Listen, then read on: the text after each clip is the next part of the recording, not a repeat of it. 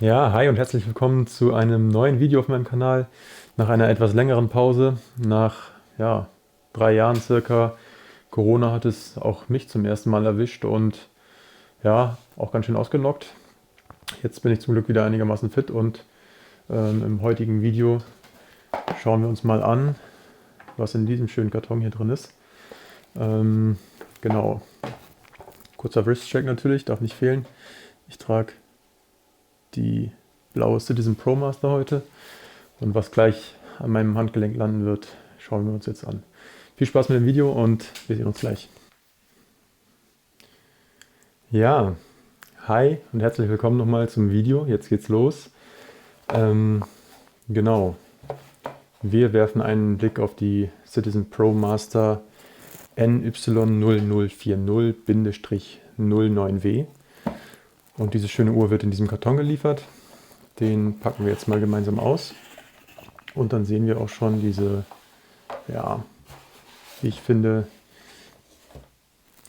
ikonische Taucherflasche von Citizen. Ich muss gestehen, dass ich diese Taucherflasche schon längere Zeit haben wollte. Ich finde, das ist einfach ein sehr cooles Gimmick, beziehungsweise eine der coolsten Uhrenverpackungen, die es so gibt. Ich stelle sie mal noch kurz zur Seite, damit wir uns anschauen können, was sonst noch im Karton enthalten ist. Und zwar haben wir hier einmal eine ausgefüllte Garantiekarte und genau, dann hier auch nochmal, ich glaube, ein kleines Booklet zur Registrierung der Uhr. Ist jetzt in dem Fall auf Italienisch, weil die Uhr anscheinend von einem italienischen Händler kam. Ich habe sie bei Chrono24 gekauft und ich glaube, die meisten der Modelle kommen irgendwie aus Italien. Warum und weshalb, kann ich nicht genau sagen. Aber ich würde sagen, wir schauen jetzt mal, was in der Taucherflasche ist. Ich habe die Uhr schon mal ausgepackt, ich war natürlich ungeduldig, aber ich habe sie jetzt für das Video extra nochmal so verpackt, wie sie dann auch angekommen ist. Genau. Und so sieht das gute Stück dann aus, wenn man die Kappe der Verpackung öffnet. Ist sehr schön eingepackt in Folie. Ich nehme es jetzt einfach mal hier raus. Dieses, ja, ich würde sagen, das ist ein Schaumstoffkissen, aber es ist sehr hart. Also in der Packung hat auf jeden Fall nichts gerüttelt oder gewackelt, was eigentlich ja immer sehr schön ist.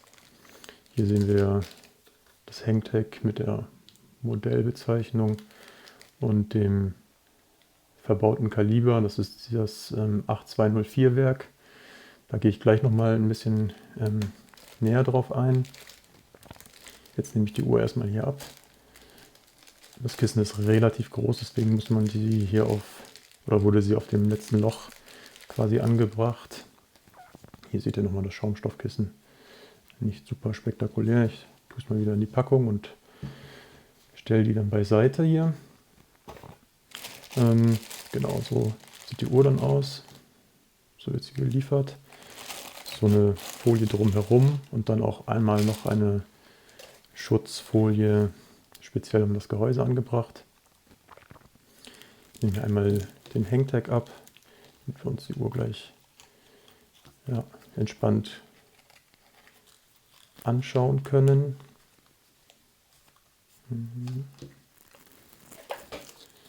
Genau. Könnt ihr einmal hier mit Folie einen Blick drauf werfen. Auf der Gehäuserückseite. Ich nehme das mal kurz ab. Auf der Gehäuserückseite ist auch noch eine Folie. Die lasse ich jetzt noch mal einen Moment drauf. Ich bin so jemand, der die Folien immer lieber länger drauf lässt. Das ist so ein kleiner Tick von mir. Aber jetzt sehen wir diese schöne Uhr zum ersten Mal in voller Pracht. Mir gefällt sie sehr gut. Also ich weiß, dass sich die Geister wahrscheinlich bei dem Ziffernblatt so ein bisschen scheiden. Die einen finden sie cool, die anderen finden sie wahrscheinlich eher hässlich. Ich finde sie mega cool und ja, hatte sie schon länger auf meiner Wunschliste und freue mich, dass ich sie mir jetzt gegönnt habe, quasi so als I survived Corona-Uhr. Wollte ich mir irgendwie was gönnen und ja, jetzt ist es diese Uhr geworden. Und so richtig getragen habe ich sie nicht. Ich habe sie 2, 3 Mal kurz am Arm gehabt bisher. Aber ich wollte vorher erstmal das Video aufnehmen, deswegen kann ich noch nicht groß was dazu sagen. Dadurch, dass ich quasi das Schwestermodell habe, das ist letztendlich bis auf ein, zwei kleine Abweichungen die identische Uhr, kenne ich das Tragegefühl aber und kann sagen, dass es sehr gut ist. Aber bevor wir darauf näher eingehen wollen, gehen wir erstmal auf die Maße ein. Ist ja schon bekannt hier auf dem Kanal, dass wir die Uhren erstmal vermessen.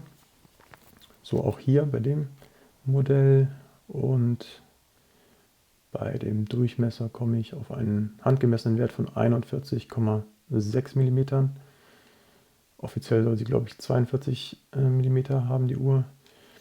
Natürlich immer Werte, die nicht immer unbedingt auf den Millimeter genau erreicht werden.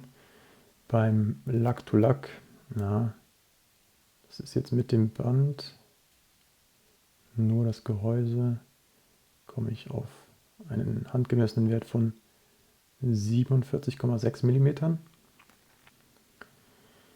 Und bei der Gehäusehöhe komme ich auf 12,6 mm. Die Bandanstöße sind, wie auch bei den anderen Citizen ProMaster Modellen, 20 mm breit. Könnt ihr hier sehen. Ups, falsch rum. Hier kann man es sehen, exakt 20 mm. Also alle handelsüblichen Bänder mit 20 mm Breite passen hier wunderbar drauf. Und genau, ich würde sagen, als nächstes schauen wir uns das Gehäuse einfach mal ein bisschen genauer an. Wir haben hier, ich gehe mal mit der Kamera ein bisschen näher ran.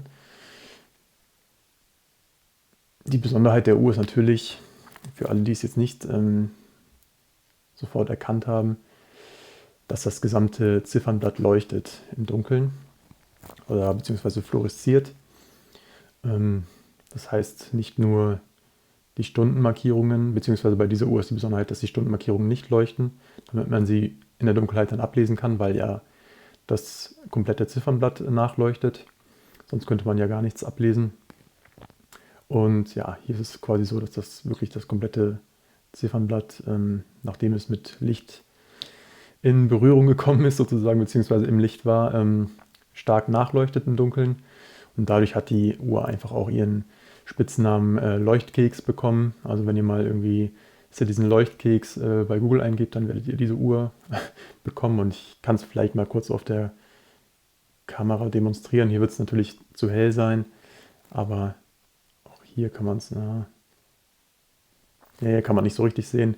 Aber ich werde euch jetzt gleich mal hier ein paar Loom-Shots einblenden, die ich dann in Dunkelheit mit der Handykamera aufgenommen habe, wie schon in anderen Videos. Und da sieht man dann, dass die Uhr wirklich, wenn man sie dann auch intensiv im Licht gehabt hat, wirklich sehr stark nachleuchtet in absoluter Dunkelheit. Und ja, das ist einfach, ich persönlich finde es einfach mega cool. Mit Sicherheit auch für Taucher, es ist ja eine Taucheruhr, eine super Sache, damit man das auch unter Wasser, wo es ja ab einer gewissen Tiefe dann auch stockduster oder sehr finster sein wird, einfach super ablesen kann, die Uhr. Das einzige Manko daran ist, dass dieser Nachleuchteffekt aus meiner Sicht dann doch relativ schnell nachlässt. Also da habe ich zum Beispiel das Gefühl, dass die Indizes bei der blauen Citizen ProMaster etwas länger nachleuchten.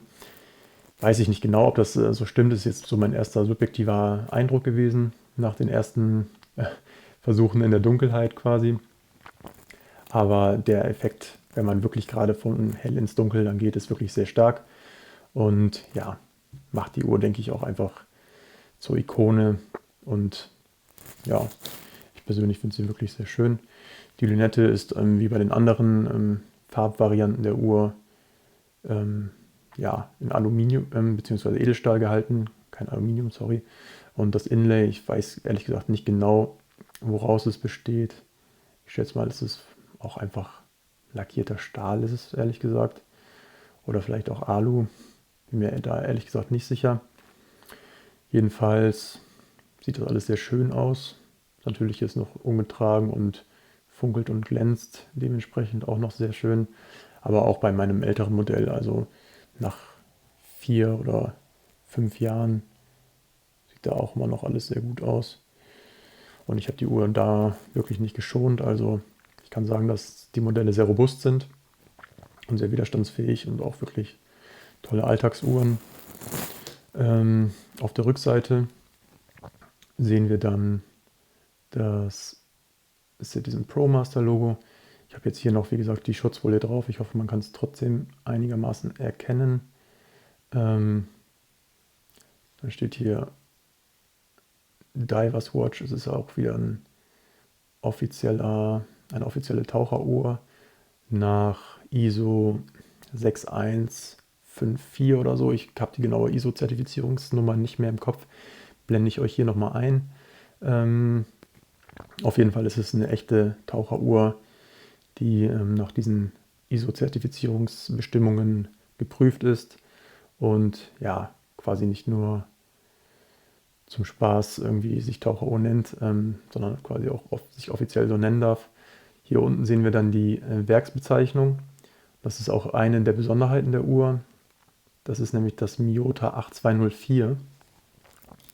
Und im Gegensatz zur anderen Version, die ich gerade am Arm trage, die das 8203-Werk hat dieses Modell hier einen Sekundenstopp. Also für alle, die es noch nicht bemerkt haben, es ist eine Automatikuhr. Erkennt ihr hier am schleichenden Sekundenzeiger.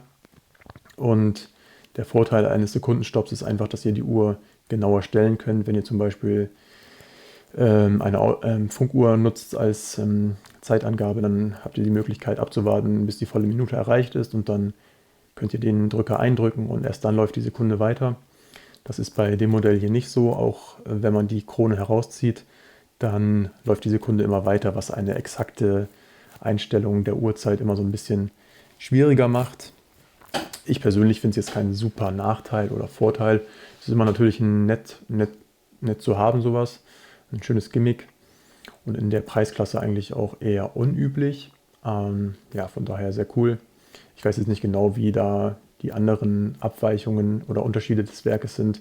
Ich habe mal einen Kommentar gelesen, wo gesagt wurde, dass das 8203-Werk aus den anderen Modellen etwas genauer sein soll. Ich persönlich habe jetzt mal den Test gemacht und die Uhr 2 Tage laufen lassen und habe hier eine Abweichung von circa plus 10 Sekunden am Tag bisher feststellen können, was ich in der Preisklasse wirklich gut finde. Und die Uhr wird ja, glaube ich, mit plus minus 20 Sekunden am Tag angegeben. Und da finde ich plus 10 Sekunden immer sehr schön, beziehungsweise einen sehr guten Wert. Mir wäre da einfach auch immer wichtig, dass die Uhr vor allem eher vorgeht als nachgeht, weil gerade wenn man die Uhr längere Zeit trägt, dann will man ja lieber irgendwohin zu früh kommen als zu spät, weil sich da wirklich mal eine längere Abweichung von 1 bis 2 Minuten einschleicht. Von daher finde ich es plus 10 Sekunden am Tag wirklich super. Und ja, vielleicht, wenn man sie längere Zeit trägt und auch mal in anderen Lagen hat, wird der Wert sogar vielleicht noch besser. Das kann ich dann jetzt noch nicht sagen nach der kurzen Zeit, die ich jetzt habe. Aber bisher habe ich da auf jeden Fall ja, eine gute Erfahrung gemacht nach den 3-4 Tagen, die ich sie jetzt habe. Ja, was gibt es sonst noch zum Werk zu sagen? Es hat eine Gangreserve von 42 Stunden, genau wie das Miyota 8203 Werk. Da sind sie sich auch sehr ähnlich bzw. gleich. Also die haben beide 42 Stunden Gangreserve.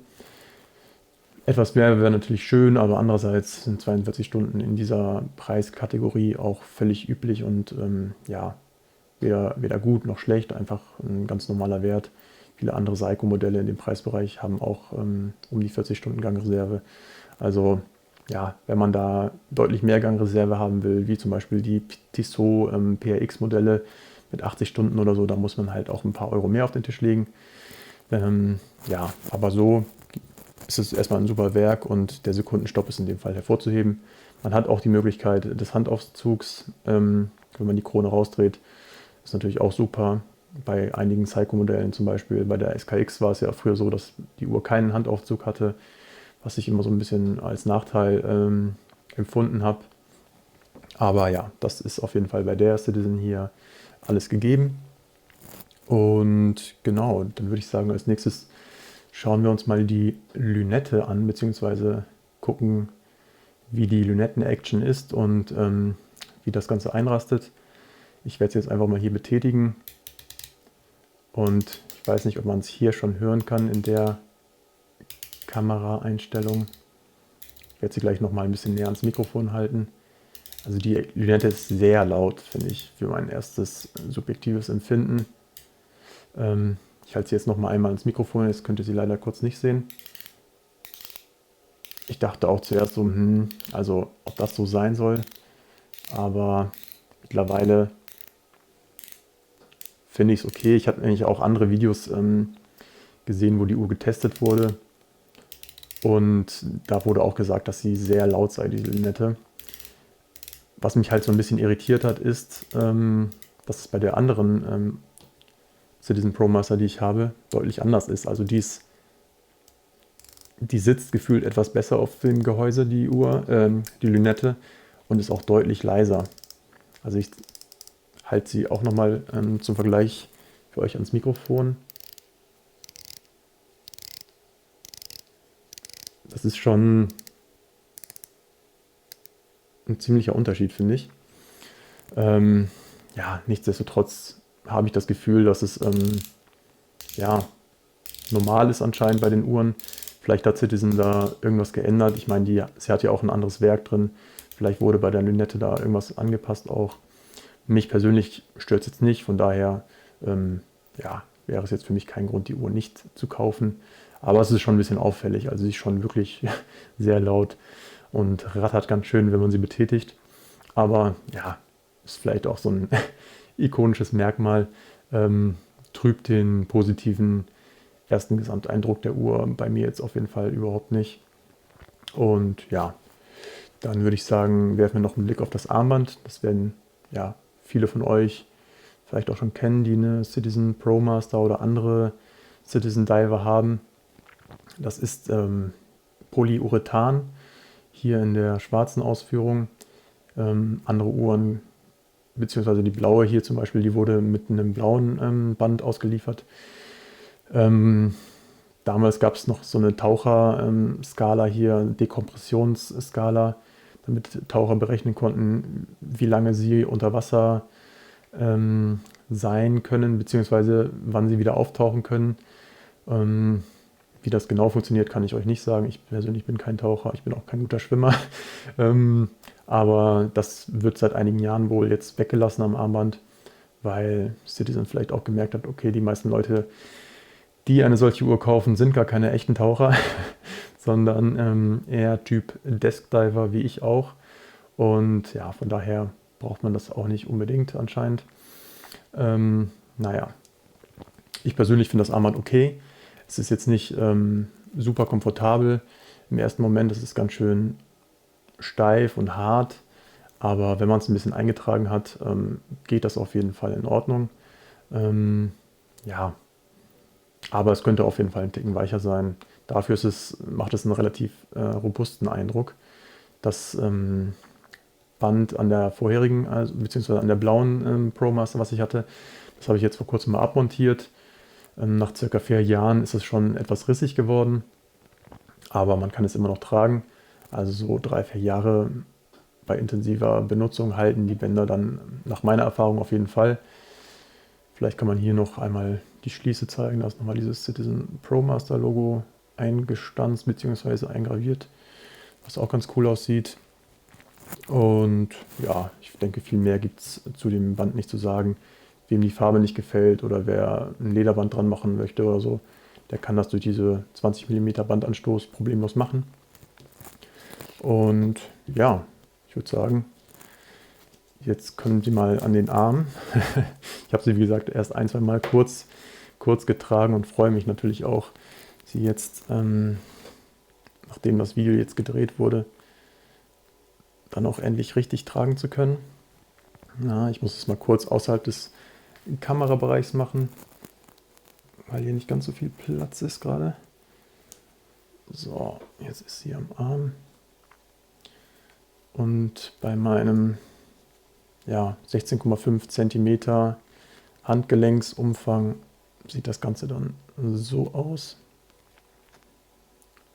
Die Maße der Uhr sind mir ja bekannt. Das Armband ist auch ja relativ lang, also auch für kräftigere Handgelenke ist da noch ordentlich Spielraum. Und ja, was soll ich sagen? Ich persönlich finde die Uhr mega cool. Habe ich ja schon erwähnt. Ähm, Ist natürlich jetzt keine sehr unauffällige Uhr, ganz im Gegenteil. Die Farbe ist natürlich, sticht ins Auge. Und gerade wenn man damit wirklich mal irgendwie im Dunkeln ist und das Ganze anfängt zu leuchten, dann ja, wird man bestimmt mal gefragt, was das für eine Uhr ist. Aber ich finde es einfach irgendwie eine Citizen-Ikone und hoffe, dass es sie noch lange Zeit am Markt geben wird. Aktuell habe ich gar nicht mehr so viele Angebote davon gesehen. Auch die Höhe ist, finde ich, noch sehr angenehm tragbar. Könnte auch entspannt unter einem Pulli verschwinden. Also da hat man keine Probleme. Ja, und ich finde sie sehr, sehr schick. Ist natürlich eine sehr sportliche Uhr auch, also nichts für einen feinen Zwirn und Anzug vielleicht. Und für mich auch auf jeden Fall eine Sommeruhr, also für den Strand, vielleicht auch noch mit einem knalligen Armband oder so in einer anderen Farbe. Stelle ich mir persönlich sehr gut vor. Ich habe mir jetzt auch noch ein rotes Band dafür bestellt, was ich mir dann auch direkt mal anmontieren werde, um zu sehen, wie es ausschaut. Und ja, also ich bin auf jeden Fall sehr happy mit der Uhr. Dann wollte ich noch kurz auf ein paar Zuschauerfragen eingehen. Ich hatte ja bei YouTube gefragt, was euch zu der Uhr interessiert, und tatsächlich kamen 3 Zuschauerfragen. Als erstes hatte der Andrew mich gefragt, welches Armband mir am besten gefällt an der Uhr. Und zwar meinte er, ob das Bracelet, das Marine Nationale oder das Rubberband mir am besten gefällt. Und da kann ich sagen, das Marine Nationale, damit habe ich bisher leider keine Erfahrungen. Allerdings kann ich dir sagen, dass ich das Original Stahlband von der anderen Citizen ProMaster definitiv nicht empfehlen kann, weil das ja sich bei mir zumindest immer total einfach verstellt hat durch diese Taucherverstellung. Irgendwie bin ich dagegen gekommen und ja, dann hat sich das Band immer verstellt und ist weiter geworden.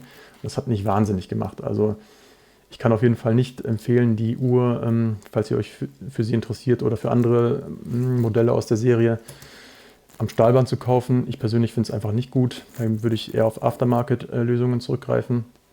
Und sonst ist das Rubberband, denke ich, hier eine sehr gute Wahl. Ich persönlich finde auch, dass man das Modell mit Lederbändern sehr gut tragen kann. Ich weiß jetzt nicht, wie ein Lederband an der Leuchtkeks-Variante aussieht. Müsste man mal ausprobieren. Aber ich werde es jetzt erstmal an dem Rubberband tragen und finde, das passt auch sehr gut zum sportlichen Charakter der Uhr. Ich hoffe, ich konnte die Frage damit einigermaßen beantworten. Dann habe ich eine Nachricht von Mr. Morningstar bekommen. Erstmal ein nettes Lob. Vielen Dank dafür. Und er fragt, ob ich die Uhr eines Casio Edifice vorziehen würde und wie lange die Batterie des Automatikwerks im Vergleich zu anderen hält. Ob ich sie in der Casio vorziehen würde, ich meine, das ist letztendlich reine Geschmackssache. Ich persönlich habe sie mir jetzt gekauft, weil ich sie super toll finde und das Design einfach sehr gern habe. Von daher würde ich sie einer Casio Edifice definitiv nicht vorziehen. Bei der Gangreserve ist ja, wie gesagt, kein Akku, ist eine Automatikuhr. Die beträgt 42 Stunden, somit knapp 2 Tage, wenn die Uhr voll aufgezogen ist. Genau. Und dann als drittes habe ich noch die Frage bekommen, ob es die Uhr auch mit einem besseren Uhrwerk gibt, von Pravuk SMC. Leider gibt es die Uhr nur mit einem Werk und das ist das Miyota 8204. Aber ich finde, in der Preisklasse ist das Werk wirklich auch sehr, sehr gut und verrichtet gute Dienste. Die Werke von Miyota sind allgemein dafür bekannt, dass sie echte Dauerläufer sind. Von daher finde ich, gibt es daran erstmal nichts auszusetzen. Genau, das waren die 3 Zuschauerfragen. Und dann würde ich sagen, kommen wir auch schon zum Fazit. Ich sehe hier gerade auf der Kamera, dass ich nur noch 3 Minuten Aufnahmezeit habe. Wahrscheinlich ist die Speicherkarte voll. Von daher, ja, jetzt ein kurzes Fazit zur Uhr. Ich persönlich, ja, habe mich schon lange darauf gefreut. Und jetzt ist sie endlich in der Sammlung. Ich würde allen empfehlen, die sich wirklich dafür interessieren, jetzt bald zuzuschlagen, weil ich das Gefühl habe, dass Citizen sie bald einstellen könnte. Ob das stimmt, weiß ich nicht, aber ich habe zumindest in letzter Zeit deutlich weniger Angebote gesehen als noch in den Monaten zuvor, als ich sie auch immer schon auf der Beobachtungsliste hatte.